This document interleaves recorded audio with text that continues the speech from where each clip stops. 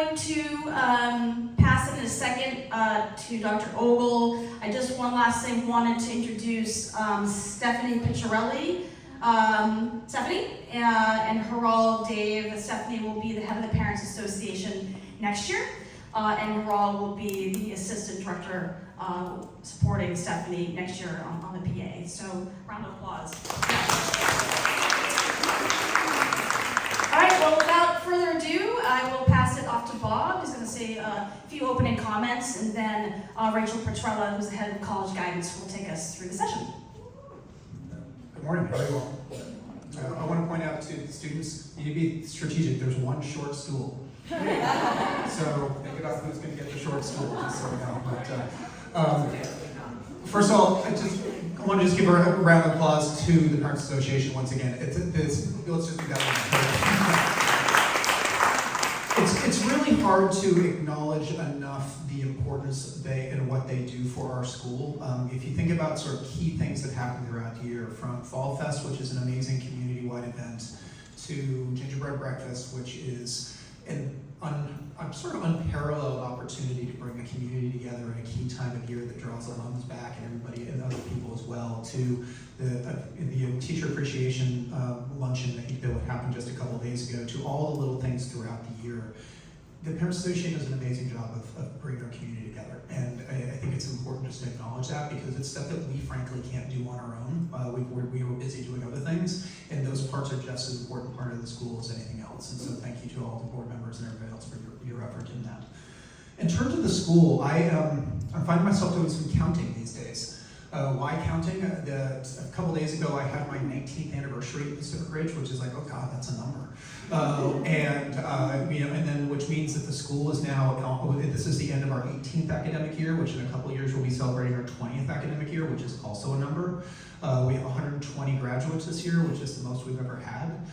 It's just an interesting place, and just sort of placing this year for the school. This is in sort of the world of school evolution. This is when schools of our age start to think about what the third decade is like. And the third decade is known to be really important in the sort of life of schools. If you think about the first decade, it's really about keeping the lights on, if we're honest. You're just trying to figure out how to get to the next year and how to do what are you going to do, and how do you make sure you own who you want to be as a school long term while keeping the lights on as you go forward. The second decade is about trying to create sustainability and what those pieces are, and we've done that. We've balanced our budgets. We've gotten our enrollment where we want it to be. We have, we put in programs that we've been able to keep long term, and we've been able to pull back. All those kinds of pieces.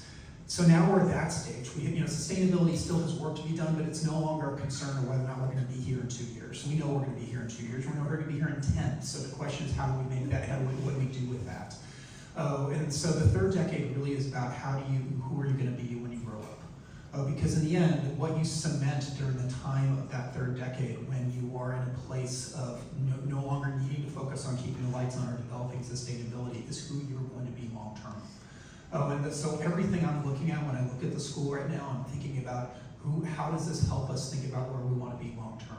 And that's part of our process for this year. This year was a accreditation year. We did an accreditation process, and the team came out and saw us in February. It went beautifully. We've not gotten a report back. I could explain why, but I won't, because it's just about delays in the Board of Standards, which is something I sit on now, and I don't really understand why we're being delayed to June, but there it is. So we'll find out in June, but I'm fairly certain it's gone very well. And then next year we're doing strategic planning. And probably strategic planning is something that schools do every few years, 5 to 6 years or so. Probably this will be as important one as we ever do, because of it sort of kicking us off into that third decade. We didn't really do strategic planning in the first the first decade, because you know what? We knew what we needed to do. Keep the lights on and build a school. That was it. It wasn't that complicated. But now we have a lot of choices, and so now we need to think about what that's going to be. So that's what next year's going to be about, is strategic planning and how are we setting ourselves up for that. But what you're all here to talk about here today is to hear from these guys and hear about our seniors and about their experience. And I can share just a little bit about that before I move on. This is my first year in 10 of being a head of school without my kids here. And watching my children, my daughter graduates from college in 2-3 weeks. My son actually comes back from college today. He had a nice line he said last night, which I'll share. basically, as he was packing up his dorm, he told my wife and I that he didn't want the year to end. I was like, yeah, right. Give me a moment. But when you look at the way we launch kids into the world, and I've been able to see it for years, both in what kid alum coming back, but also through my children and watching their friends and everything else. I know that the work that we do at Pacific Ridge, while not always clear and obvious and not always clean, does prepare our students beautifully for what they're going into. And ideally what it does is our students are ready to take advantage of the opportunities that they're going to be given. They're ready to see those opportunities and go after them. And that's the thing that makes the hugest difference. And that process begins with recognizing the moments of a high school career that, frankly, our college guidance team does an amazing job with, that our great little teams do an amazing job of trying to say, this is the moment you're in now, be in it. It comes at, I speak to these guys in January and February and basically say to them the next few months of their transition are interesting, and you can do all kinds of things with it. But the best way to leave a place is to celebrate when you want to leave and when you don't want to leave. Because if you're in both places, you're going to be actually really healthy about where you're going. When you should want to leave high school. We want you to want to leave high school. But hopefully there's also things that you want to hold on to as you go forward. And so as you listen to Rachel today and you listen to this great group of seniors, I hope what you're going to hear is thoughtfulness, perspective, and sort of the purpose behind our program and these young people. And I want to thank you all for a great career and enjoy it. What do we got, a month left? I think it's like 35 days. Almost 35 days. So I count commencement, folks. That's how the other stuff doesn't count. All right, so I think it's like 35 days or something like that to commencement. So it's exciting. I can't wait. You guys enjoy it, and I'll hand off to Rachel. Thank you so much for having a great year. Good morning, and thanks for coming out today. We've done this in the past where we've projected slides and had seniors sitting here up front, and it just gets a little awkward for them. That's why I don't want you to think you're in a holding cell back there, but they might sneak a donut, and that would probably be okay if you wanted to do that. But my name is Rachel Petrella. I'm in my 12th year here as Executive Director of the College Guidance Team. And the College Guidance Team consists of 4 full-time experienced college counselors, and that is our key job. We are not torn in different directions where we have to coach and then we're running out the door to teach a class. We have the great gift here of a concentrated resource. The office is staffed with decades of college side experience and decades of high school side experience. So when Bob talks about accreditation, it reminds me of the opportunity I had to co-lead the health and wellness chapter. We consider that very much part of the work that we do in college guidance. That college guidance is not this separate, transactional, let's get it done, let's get the names in there, let's get you out the door. It is, let's know your story, let's center you in some confidence about where you're going next, and let's help you develop your voice because you have something worth saying. So I want to go through this class by the numbers and show you just kind of the regional distribution and tell you a little bit about UC admission. Not too much, because that is a session all in itself. We'll do it another time. But as Bob said, the largest class ever to graduate from PRS. So my first year here, I think we had 75 seniors. So it's really amazing how the school has grown. And you can see there that the number of students applying to some sort of program with the portfolio they've put together outnumbers a fair number of recruited athletes for a school this size too. So what I want to say about portfolios is it can be anything from a student who's auditioning, a musician, an actor, someone who's pursuing landscape architecture or architecture, or the music business. And we love this piece. We love how closely the art department collaborates with students. We have athletes going to soccer teams, lacrosse, a fencer who's in the back of the room will be on our panel, and what sport am I forgetting? Volleyball. Volleyball, thank you. I was like, is that basketball you're doing, Danny? Yeah. So while we're at like raising the roof, Priyanka Singh is running about doing something, but Danny Irving, Emily Moscow have been working in the offices their 10th year.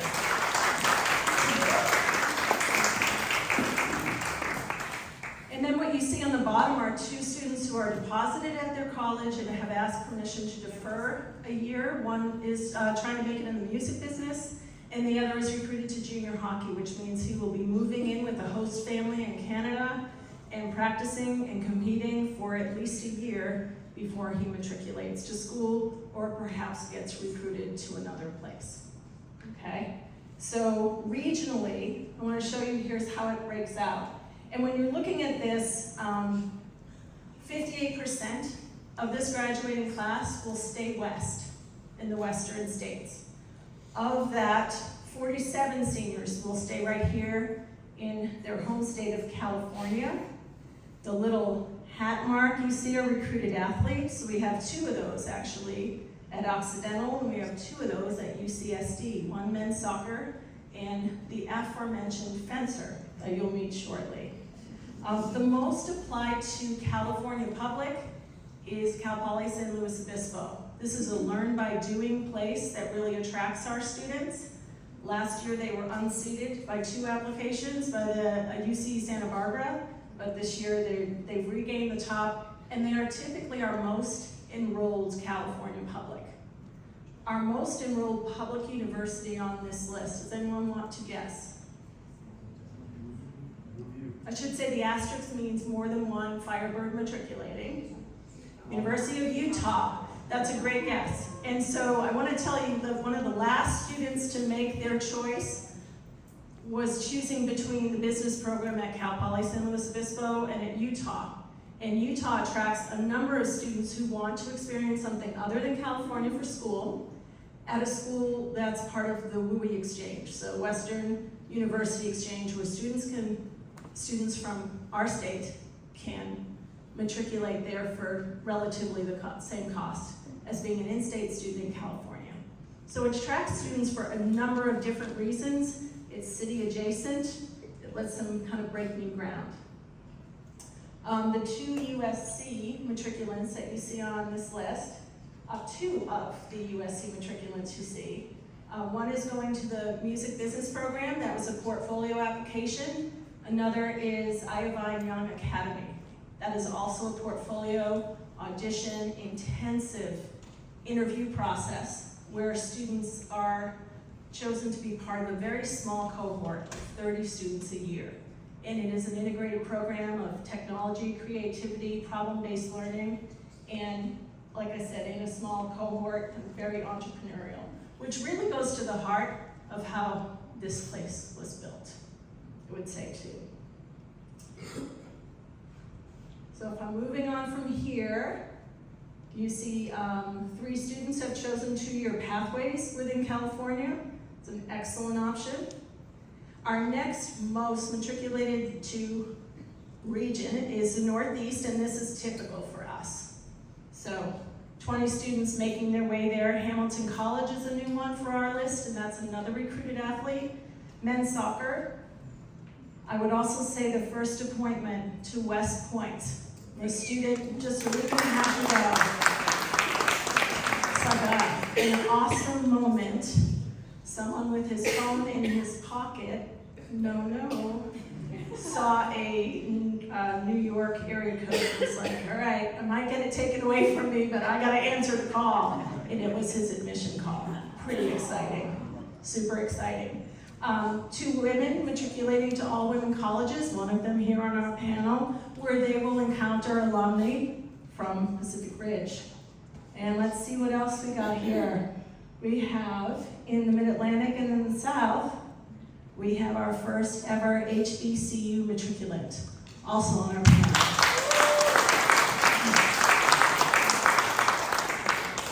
So a powerhouse with many options and a lot of decision making that she had to do down the stretch. And when we get over to the Midwest, you see Holy Cross College. That's a guaranteed transfer in a Notre Dame for someone for whom Notre Dame has always been their dream school. And we're going to talk a little bit about trends kind of at the end of these slides and enrollment management and how colleges are doing that in a landscape where people are considered to be applying to too many schools. Let's see. What else do I want to tell you about this? One of our panelists is matriculating to Indiana University with 4 other Firebirds. So that was a popular one this year in the Midwest, 2 going internationally. And I would say too, another trend is really the high cost of higher ed. So I'll pick on a school on this list that famously went over the $100,000 a year mark for costs, which is Vanderbilt University. And so following that announcement, they had a 17% increase in applications. So we'll unwind all of that on a different day. But yeah, there's a lot of questions that go with a lot of facts that come across.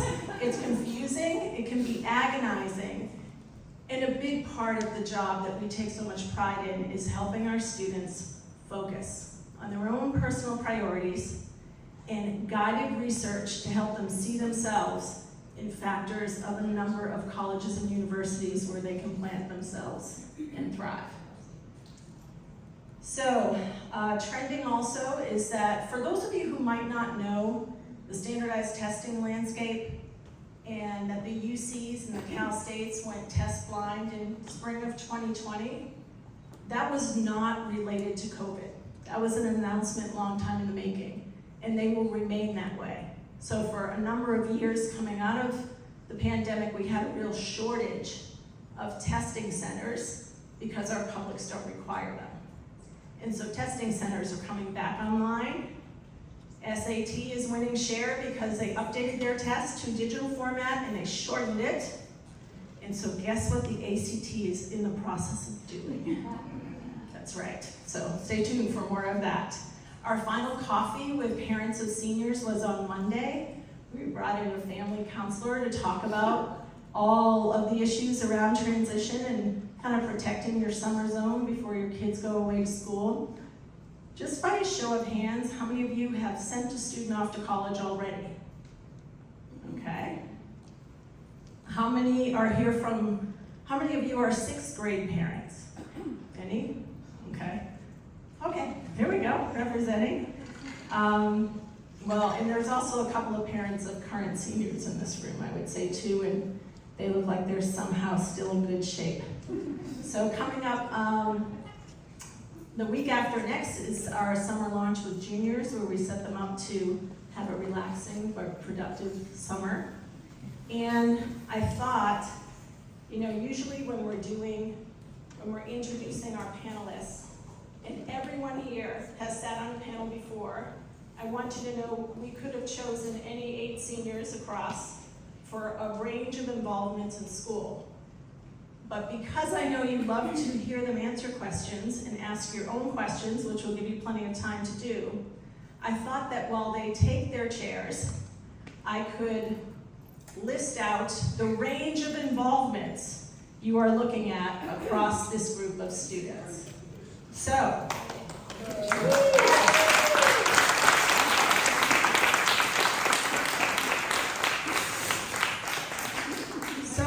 on this panel are seniors who are members of Black Student Union, Feminist United, Future is Feminine, Future is Female, the Gardening Club, Ridge Reps, the Film Appreciation Club, Model UN, In Service Learning, Rainbow Connection, WIND, which is a natural disaster relief program, Prosthetics, which works in our 3D printer lab to really help out people who cannot afford prosthetics.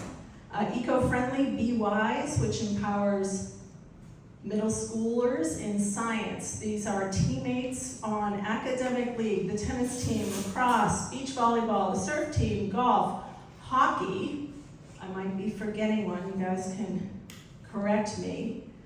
Members of gender and sexuality alignments, diverse family structures alignments, students who serve as a tech tutor, Encinitas Youth Commission, who works in regional theater as a dance captain, another in a neighborhood memory care unit, another volunteers at our church. We have International Thespian Society inductees, vocalists, actors, a trombone player, costume designer, food runner for Del Mar Racetrack, ceramist, a fencer who coaches, little fencers, young and old, a first-degree black belt, so watch out with your questions, and a ballerina. So, there are only 8 people here. We get a sense of the kind of level of activity and development of interests, students who come into school with them and students who develop them when they're here. So I've asked them to go down the line and let you know what grade they joined PRS and if they have any idea what they might want to study in college. Hello, my name is Piper. I am a senior year. I came into Pacific Ridge as a 9th grader. I am going to UCSD for fencing, and I am going into astrophysics. Hi, my name is Alejandra Edelman. I came here also freshman year. I'm going to Spelman, and I'm double majoring in political science and international affairs on a pre-law track. I'm Colette, and I came here in 7th grade, so I've been here the whole time. And I'm going to Wellesley College, and I'm going to be studying biology or environmental studies, and then hopefully also adding like a humanities major or minor onto that. Hi, I'm Rohel. I came here during 9th grade. I'm going to UC Irvine. I'm going to be studying molecular bio and a minor in psychology. Hello, I'm Landon. I came here in 7th grade and I'm going to TCU for entrepreneurship and innovation. Hi, I'm Hayden. I'm going to Indiana University. I've been here since 7th grade and I have no clue what I want to study. I'm Connor. I came to Pacific Ridge in 9th grade and I'm committed to the University of Washington and I'm going to study business. I'm Sophie. I'm going to Tulane University. I came here my freshman year and I'm going to be studying psychology. I'm going to put another mic on this end, but does anyone want to, just a few questions I ask students to think about, because we don't rehearse this, so that's part of the fun. When you have reflected on your college process, right, and we've been kind of working with you on and off since we introduced ourselves in 9th grade, could you have tackled the thinking that you did this year any earlier than this year? I don't know if I'm the right one to start off. I got recruited quite early. I don't know if sophomore-itis is right, but I got recruited in the summer of sophomore year. So I've kind of been tackling that whole journey and figuring out if this is really where I want to go. And UCSD has been my dream school, so I've had a lot of time to think on what I want to do and what I'm going to experiment there. And college guidance has been really helpful for me, kind of leading me through the path to the school that I know I want to go in and kind of making me not miss deadlines and all of these tiny details. But I had a different journey than a lot of you. I would say if I could start thinking earlier about college, I would definitely start probably like sophomore year, which feels really early. And I mean, the growth that I've had to have from sophomore year to now is definitely a lot. But it was really challenging for me because the first school that I ever went to that I toured was University of San Diego. And then I was like, okay, I don't even need to look anymore. I'm gonna go to University of San Diego. And then I just kept going to different places. So I wish I had started looking at colleges earlier, seeing what's the requirements, seeing the things that they provide. I actually didn't know about Spelman until 2 days after their early action deadline was. So I applied regular decision and was totally I'm not gonna get in, it's just for fun. But I had no idea anything about Spelman. I had learned about it from going to Howard University, which is a different HBCU. And I was like, this is really cool. And I really like scripts because it's all women's, but it's also an HBCU. I'm not gonna get in, so I'll just apply. And I ended up getting in, and I went, and I loved it. But I wish I had known before a little bit more about different types of colleges that I could have gone to, just to save myself a little bit of the stress. So I had a similar experience in that the school that I'm going to now wasn't on my list until what is Ms. Moss still in the room? Oh, it was like, I don't know, like late November, early December. Yeah, it was like one of the last schools that I put onto my list.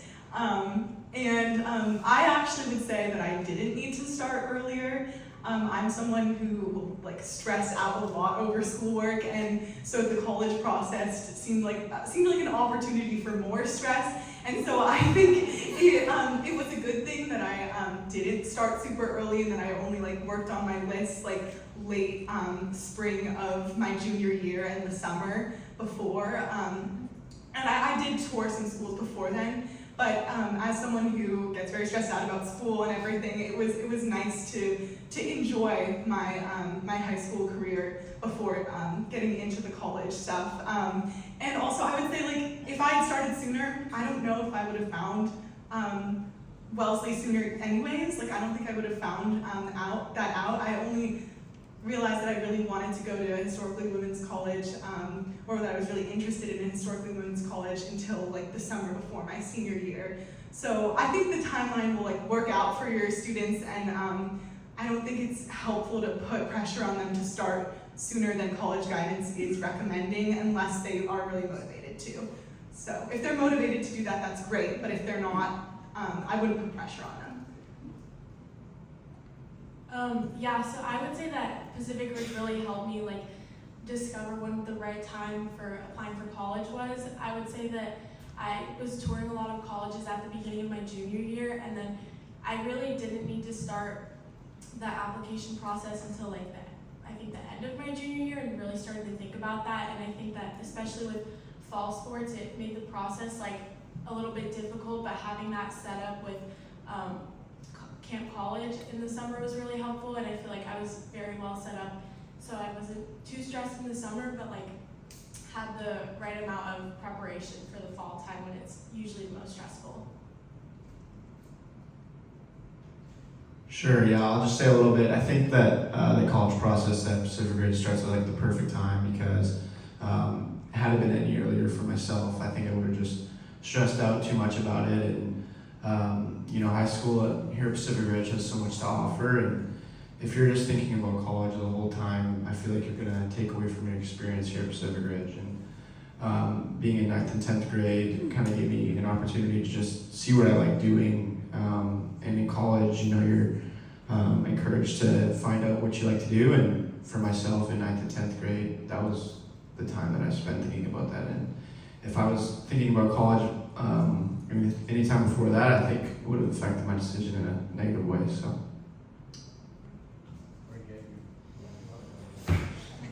I wanted to ask you too, if you think about how your family supported you throughout your process, could you maybe elaborate on one thing that you had going on at home that really took the edge off of this for you, in terms of when people think how they might approach this? I think a lot of times it takes on this transactional piece, because the parents want to protect you from like everything coming, they want to anticipate for you.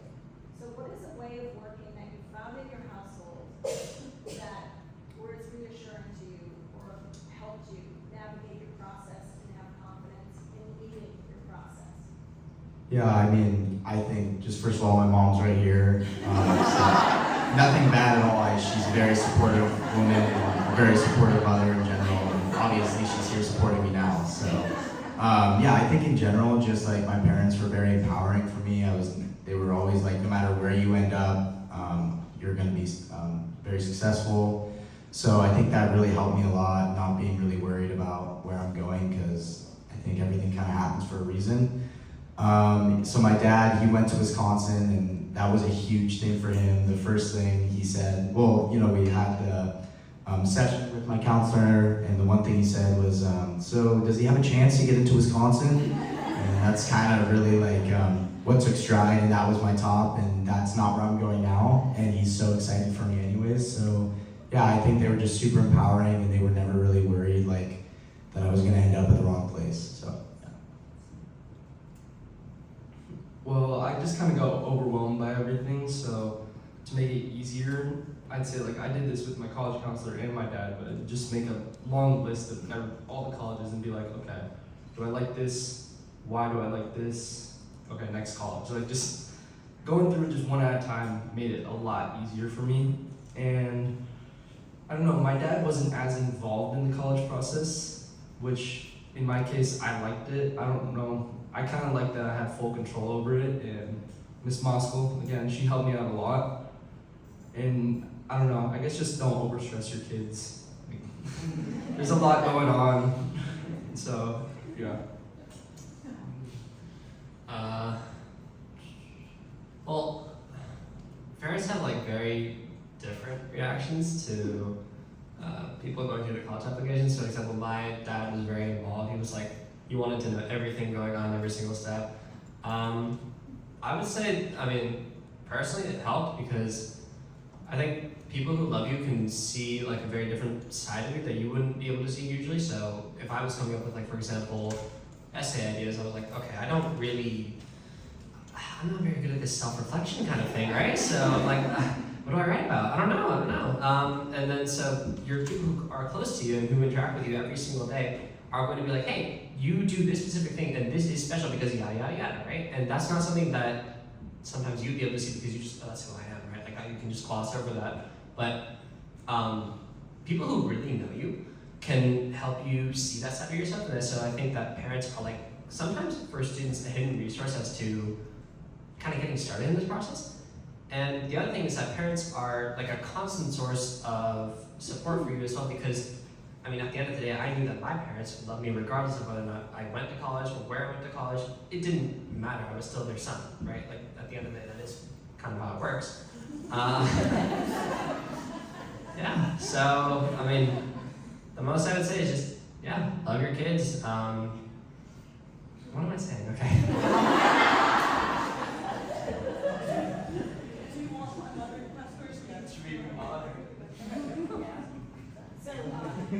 It's interesting what Hayden said. It's interesting what everyone said. And I actually like that last part. Oh, yeah, that was very sweet.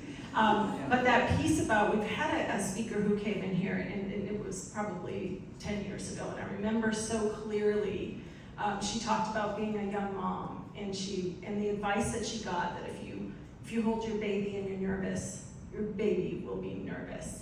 And I think that was a really great thing to say to people kind of on the verge of the college process, is if you show them you're confident that they can do it and you're there. Another way, someone put it the other day, we bring in a family counselor for our last coffee for senior parents. And she said, you know, you want to put them out front. It's a very scary thing as a parent because you've done everything to prepare them to be out front. Think of your role as changing as you go through this process from a director to maybe an associate director or, you know, a stagehand or whatever it is, whatever that title is. And she said, if I were to put it in a building perspective, because they're building their lives, is you're the scaffolding, you're the foundation. And you have to keep your eye on the building. You can't take your eye totally off the building. You want to check in with the building, right?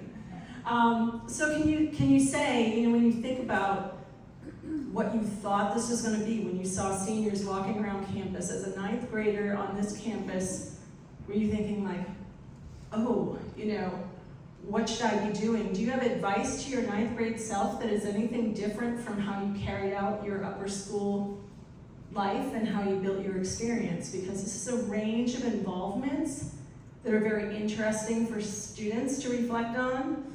And I think this idea that college admission is formulaic is, that paralyzes people, because then they feel like every single decision they make has enormous consequences. So I'm sure you tried interests that maybe you stayed with and maybe you didn't, but what advice would you give to your 9th grade self sitting here as a senior? This is going to be a very cliche quote, but John Lennon's like, life is what happens to you while you're busy making other plans. That was definitely my 9th grade self. I was so busy making so many plans in my life, too many.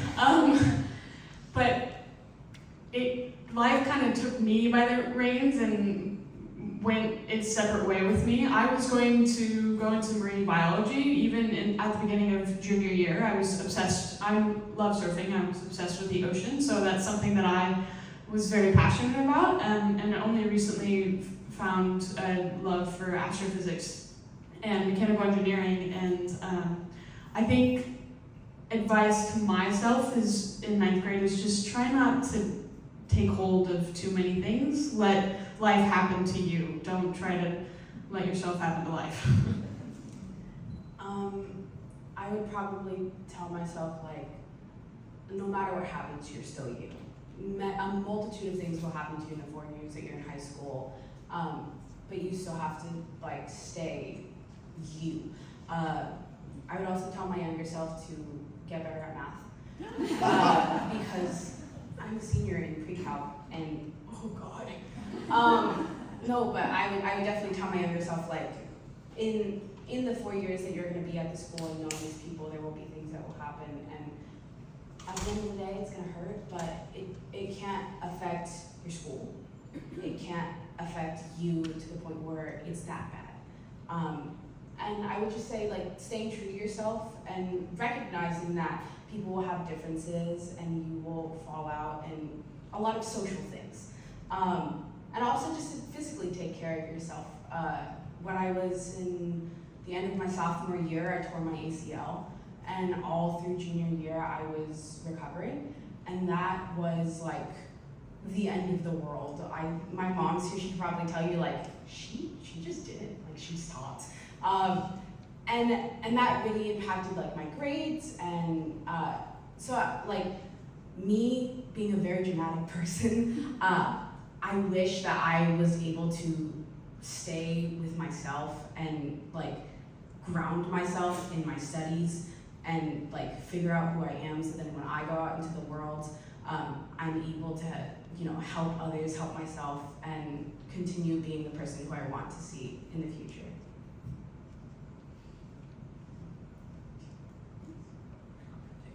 Okay. So I'd say it's okay to change your mind, and it's okay as parents. I think as parents that can be scary because you want your child to have, like, a stable future. But I think you have to trust that high school is not where you work out, like, your future. Like, that's too much pressure to put on, like, 14, 15, 16-year-olds. That's too much pressure.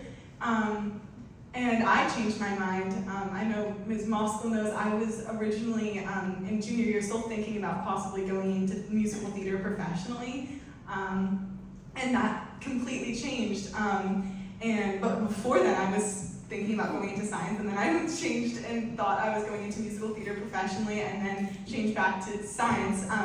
And that was okay. And in fact, like, it's okay to change your mind in college too. Like, so many people do that. So many people change majors and are successful. So many people change majors in their sophomore year, and that's okay. And so this is kind of also piggybacking off the last question, but I guess just give your children, like, the space they need to change their mind, if that's how they feel, you know, and maybe not, like, don't project your stress about their future onto them and make them feel like changing their mind is not okay.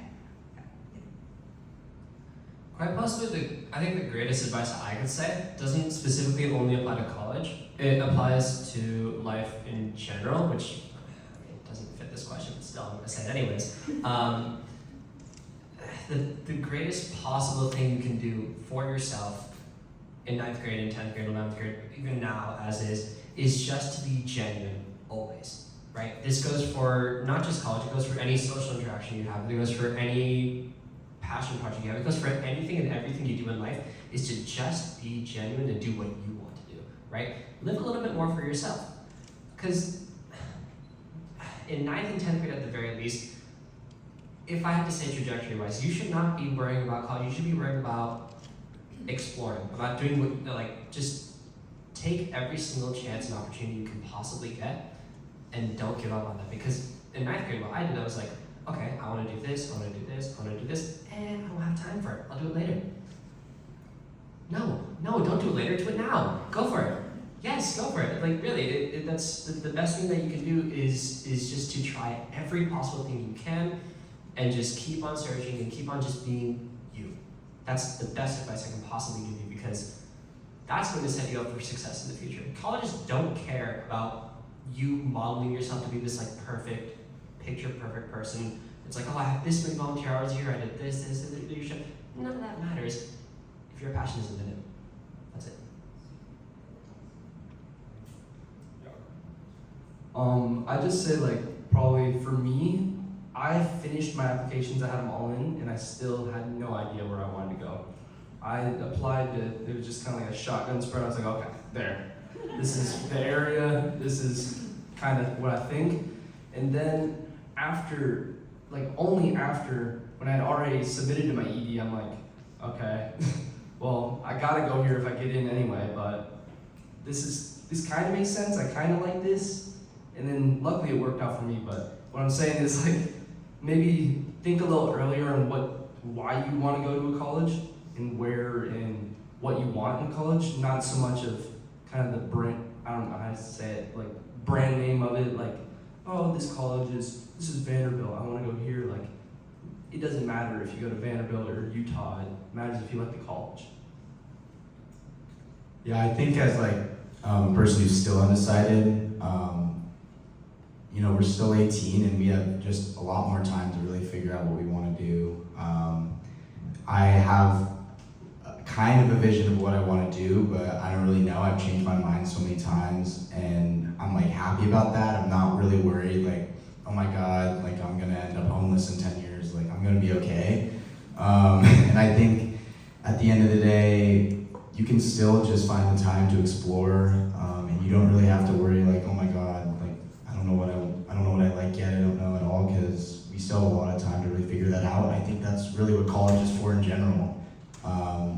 And so we don't have to really know as an 18-year-old like what we want to do. We have the time to do that. So I think just don't really stress about that. I'm not stressed right now that I don't really have a major, and I'm excited to like find my own college classes and find that out that way. So that's what I'm excited about.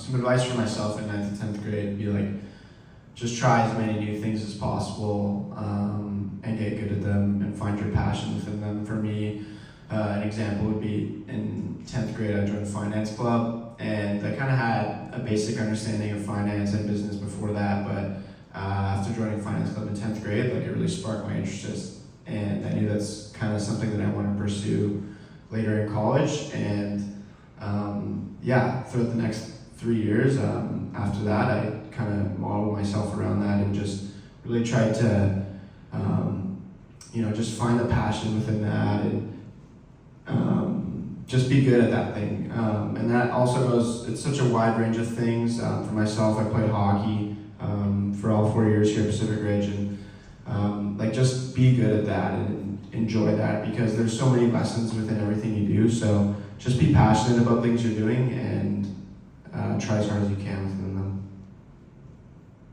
I would say for my freshman year self, I would tell myself to not be as stressed out about my grades. It was definitely something that like I was worried about my academics, and I felt like I wasn't fitting into my science class because, you know, we have like that built curriculum for science 9 and 10, and I felt like I wasn't really fitting into that, and I didn't know how much I loved my English classes.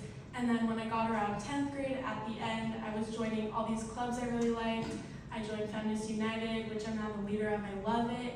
And then picking those classes for your junior year, I didn't feel as like constricted anymore, and I felt like I was able to really explore my interests and join certain AP classes, certain literature classes, and I feel like that's really where I kind of found more of my passions. And so like telling my younger self that you're not limited to this, it's just, you know, it's the beginning of high school, you're figuring it out, but when you get into your, you know, your junior year, you really can find your passion. And I think that I would tell my younger self to not be worried about where you're at the moment, because it's going to change and you're going to find what you really want to do. I also just wanted to add one thing. If I could tell my younger self something, I would say travel. I find a very, very big passion in traveling, studying anything and everything international. One of my majors now. So I would definitely say travel. The school provides a lot of opportunities for students to travel. And I've known a lot of people who didn't take those opportunities to travel. And for me, I've learned a lot. I've been able to meet a lot of new people, connect, and learn new things that I've been so grateful to be able to learn. And then I would also say to my younger self, stick with math. I'm always gonna come back to math. Because it feels terrible to do, but it will help you in the long run so much. I was not going to take pre-calc this year, and I then realized that a lot of colleges require you to have a pre-calc level math. So I am so happy that I did. And it's also just showed me like things that I'm a little interested in. Like we're doing statistics stuff in math class right now, and I'm actually really liking it, which I never thought I would say about math. But like, and this is for parents too, like, I was so glad that my mom told me to stay in math class, because I think if I didn't, I would go insane in college. But also, like, I'm developing skills that I might not have been able to develop. Problem solving, being able to go and talk to my teacher, going to their office hours, asking people for help, finding out how to find a tutor. Like, these are skills that I wish I had in freshman year, because I'm pretty sure I bombed that test, that final that we had in freshman year for math. But like the skills that I've developed from then to now, I'm so grateful for. As much as I dislike math, I'm so glad that I say that. The sun is shining on you. You brought up one point, and then we're going to turn it over to parents, but we just had our final grade level project time with current juniors before we go into programming with them before summer, and it was about requesting faculty letters of recommendation. And one of the pieces of advice that we give to students in that session is, you don't necessarily want to go to the class where you have a straight A and things come easily to you. You're in an environment where your teachers know you well. So wouldn't it be great to put context around the effort that you invest when things do not come easily to you? What does that look like? Because, in probably everyone's experience when you go to college, if you haven't hit a wall yet, you hit it there. You hit at least one there. It says, how do students respond? How do they bounce back?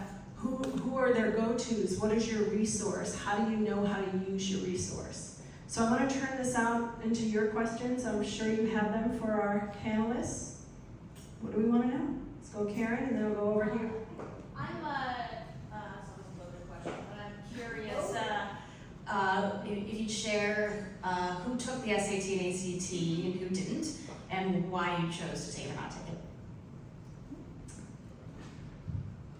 So I applied to all schools that were test optional, but I did decide to take the SAT to see how it was, and I took it once, and I was feeling really horrible that day. I was sick, and I got a terrible score on it, and I decided not to submit it to most of my schools, except for some more likelies, and I was kind of, I was traumatized by that one experience, and then didn't ever take it again, and turned out fine. It turned out fine for me. So I'm just letting you know, like, if your kid is stressed about testing and everything, they're going to be okay. And there are so many test optional schools. It's only select schools that do require.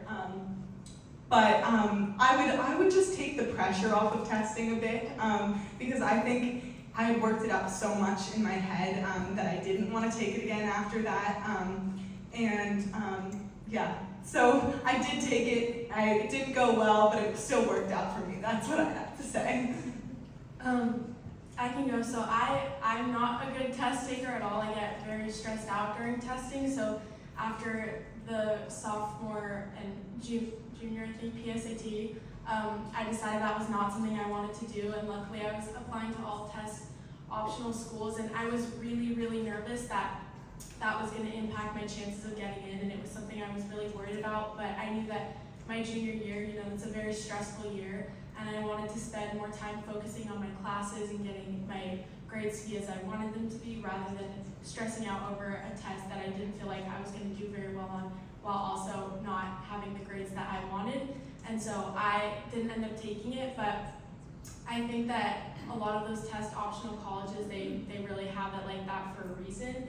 And I feel very lucky about that outcome that I was in, because I was able to do that and get into where I wanted without that. But it's, if, you know, test taking isn't the option that your child wants to do, I think that that's okay. And if they know that that's not something that they can perform in well, it's very nice to be able to just really focus on your grades rather than be stressed out about this really big test and not be as focused on your classes and your grades. I'm kind of different than both of these two. I had a mediocre GPA, not very good for the colleges I was applying to. And so I kind of need something to boost my profile and make myself look different, at least, since a lot of people aren't doing testing. So I found that SATs did help me, I think. I got into most of my places and I was below the average, so I think. But yeah, I don't know. It helped me. I definitely did stress out about it a lot. I would have maybe fixed my studying, maybe made it a little better, and I wouldn't have stressed as much. But yeah, I don't know. It can help in some cases. So not just for ACT, SAT stuff. I took the ACT by the way, but people always say like study smartly, and I always get really mad because I'm like, I don't know what that means, right? Like, what do you mean study smartly? What does that mean? Okay, but realize I took the ACT, right? I can't really say much about the SAT, but ACT wise, I also don't know how much they're changing it this year, but I might not be the best person to say this, but it's just pattern recognition. Like a lot of it is really just pattern recognition. It's like there's a couple of resources that you just have to drill once, twice, 3 times, and once you get the pattern, then there's just like application of it.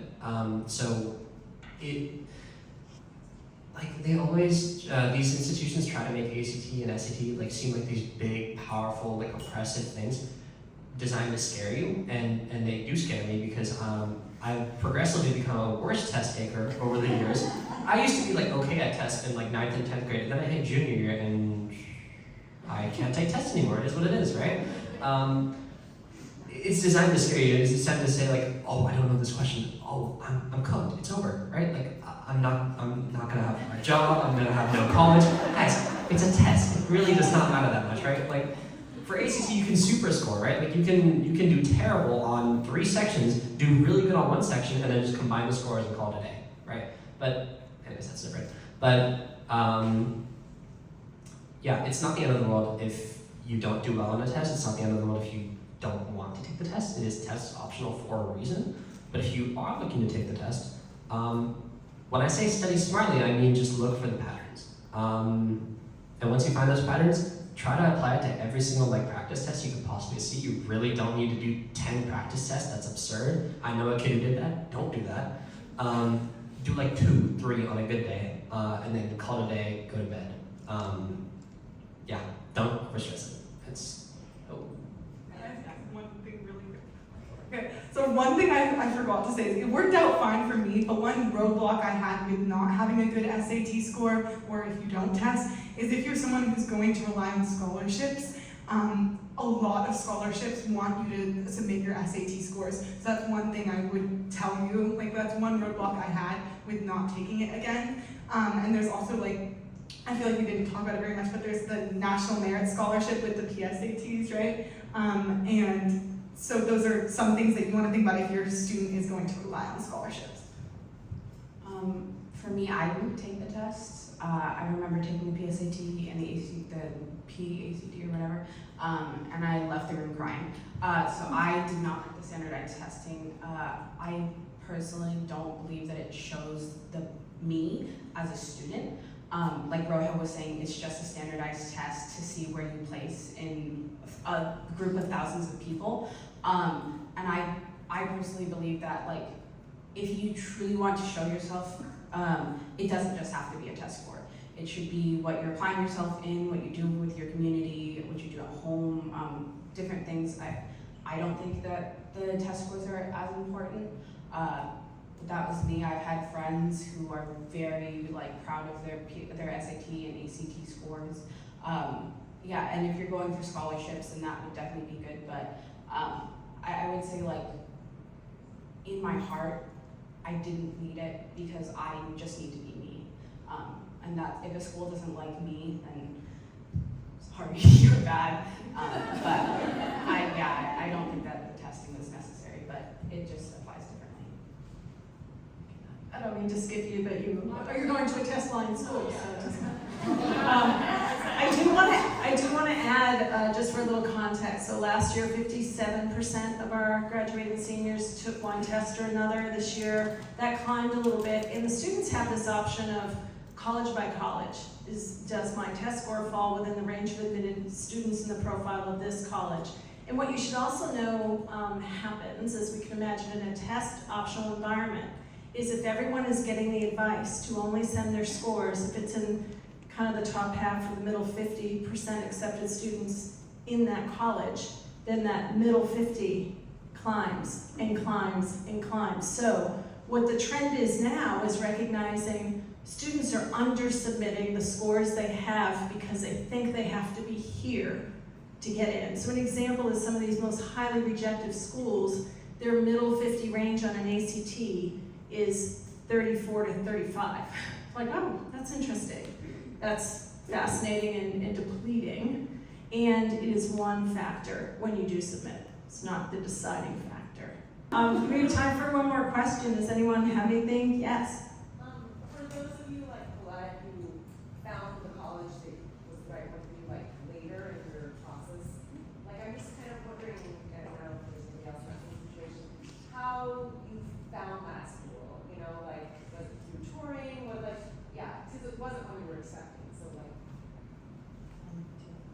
Yes. So actually, Ms. Moskal helped me with that one. I discovered that I really wanted to go to. Well, I discovered that I was interested in historically women's colleges. Like over the summer, I toured Smith College, which was another college I was really interested in, and I loved the idea of having a really supportive environment where like women's education is like highly valued, and going into probably a STEM major, like I didn't want to feel like talked over, in my major, and the idea of going to historically women's college was very exciting to me. And so your counselors are really great resources because Ms. Moskal knew I loved Smith and was like, you should apply to Wellesley. It's a beautiful campus. It feels like your vibe. Like, and I applied, and I wasn't expecting to get in, and I got in, and I went to their admitted student day over spring break, and that's when I decided. So yeah, I'd say like lean on your counselors for support. Figure out like what the kind of general themes of the schools you're interested in are, because yeah, I kind of explored those themes and like what were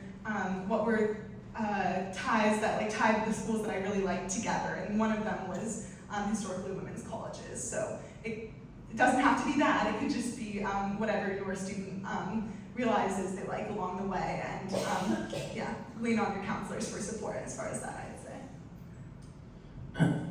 Yeah, I'll say that my decision was pretty late. I was really hoping to get into Cal Poly SLO for the longest time, and throughout March is when they started releasing their decisions, and at the end of March it came back that I didn't get in. And I was pretty upset by that, but I knew I had other great options because throughout the process, like, they do a great job here at Pacific Ridge of like recommending how many schools, safety schools, target schools, and reach schools that you should apply to. So even though I didn't get into my top pick of Cal Poly, I still had other great options like UW. And then about 2 weekends after that, I went out to UW for their admitted students day, and I just kind of weighed my options and decided that UW was the best pick for me. So there's never, it was definitely a stressful time, like not knowing where I'm going to go, but I would just encourage you to apply to all these schools and just know like there's so many great options out there. And for myself, that's what ended up working out, was I had UW to fall back on. So I would say for me, I mentioned before I had no idea that Spelman existed. And it was actually my mom who, she bought a book because we were researching Howard. She bought a book about HBCUs. And so she was scrolling through and she saw Spelman. She's like, oh, this is an all-women's college. this is cool. And I looked at the page and I read the description and I was like, wait, hold on, this exists? No, like you're kidding. And so we went online and we looked like, we just missed early application, shoot. So I put in my regular decision and then almost completely forgot about Spelman. I was like, okay, whatever. And then I got a scholarship opportunity at University of San Francisco, which was tuition, full tuition with housing, which would have been paid off if I had gone my sophomore year. I could have been an RA, so I would have gotten full ride. But then Spelman came back, and it's a really funny story. It was in my Theories of Social Change class, and we weren't doing anything, and I was sitting, and I got an email from Spelman, and they're like, oh, it's been an update to your portal. It's like, okay, let's just get it over with, rip off the Band-Aid. And I opened it, and it's, congratulations on the 144th. And I was like, no, wait, what? It wasn't supposed to happen like this, because I was supposed to be at home and then cheer and cry to my mom. But I had to sit for the rest of the class and think, oh my god, I just got accepted to Spelman. And for people who don't know, Spelman has been awarded the top HBCU in the entire nation for the past 18 years. They are amazing. And I was like, okay, well, I have either financial liberty or Spelman. I don't know what I'm gonna do. So that weekend was University of San Francisco's Admitted Students Day. So I went with my parents and I went to the program that they had for the scholarship that I was at. And funny story, the way that I was able to get that scholarship was I emailed the professor who runs the program, because originally they had denied me, and I said thank you for the opportunity, and she emailed me back and she was like, I like that you emailed me. I'm gonna keep you in mind. And that's how I got the scholarship opportunity. So side note, tell your kids to always email about colleges, because you never know what it could get you. But I went and I asked her, I said, listen, I'm in a really big dilemma. I have this opportunity, but I also have Spelman. She goes, Spelman? I went to Spelman. And I said, no shot. So I asked her the question that everyone always has to ask. If you could go here with the stuff that you know now of San Francisco or Spelman, where would you Spelman? She didn't even think about it. She said Spelman. And I said, maybe. So then I was like, okay, thank you again for this opportunity. I'm gonna get back to you. I'm gonna actually go to Spelman, because I have never been. So then I went to Spelman's Admitted Students Day, and I loved it. And I was so heartbroken, because I was like, I'm gonna have to turn this down. But I knew in the end, like, I made the right decision, because it just feels like home. I really love the fact that in this school, and in PRS, like, we're always given the opportunity to push ourselves and explore more. And I felt like this was a really big push. And in Spelman, it felt like another version of PRS, but I felt like I had, like it was more home. I saw myself on campus, I saw myself doing the jobs, I saw myself in the band, like, I loved it, I loved every aspect of it, and honestly, I'm just so happy that I even found it, because it's just a beautiful school with beautiful opportunities, and I swear to God, I'm not gonna cry. But it, honestly, like, the last minute finds, I think, was really what helped me, especially with the research that I put into it afterwards. Yeah, sorry. So I think part of what you're hearing too is students kind of research their way down different pathways, and they leave their minds open. And I think oftentimes if you had started with the school where you are now attending, it might not have appealed to you earlier, but you found your way to it through appeals from other schools. Hayden, did you want to add anything? Or are you just the guy with the mic? Yeah, I mean, I'm just the guy with the mic. But I mean, I guess I could say a little bit.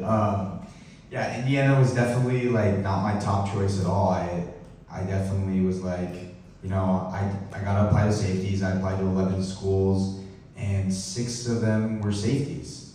But I really liked all the safeties, and I was excited about that. And as I harped on a little bit before, like I wasn't really worried about prestige as much as just like where I want to, you know, grow and learn.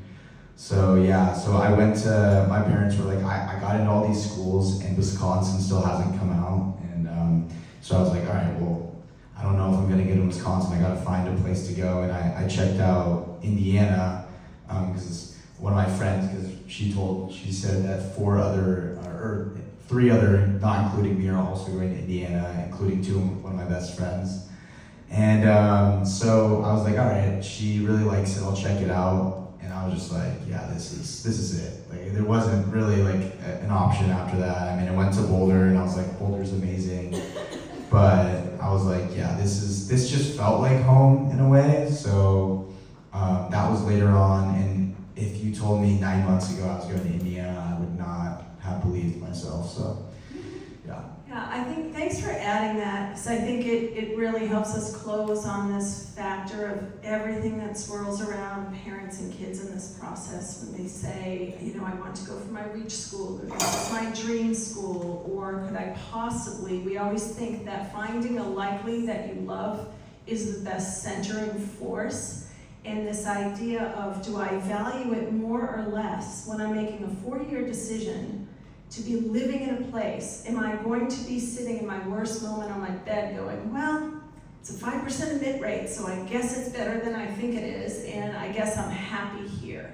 These are the things that kind of fall away as students decide between the options that they have. So most empowering in this process is they are creating for themselves a variety of options where their mind is able to still move. There are a lot of students who feel down on themselves because they haven't decided a major and they think everyone has it figured out. So we are always in the job of reminding, you know, as certain as people are, things are subject to change. Many people are in careers that they did not, that weren't related to their majors. That's part of the junior project here, actually, the career interview. But this idea that you can map it out exactly when life is not a straight line. What you're hopefully hearing from these students is they were counseled by family and supported by people here and talking to their faculty and to each other to kind of meet out what are my personal priorities and where are these going to show up for me in a number of options, right? Because once we're fond of saying, like, if everyone could get into name the most highly selective school, then everyone could think clearly and decide whether they actually wanted to be there. So we hope that you've taken from your investment in time, and I'm really so sorry if we're running into a second clash. You seem super upset about that. But I want to thank you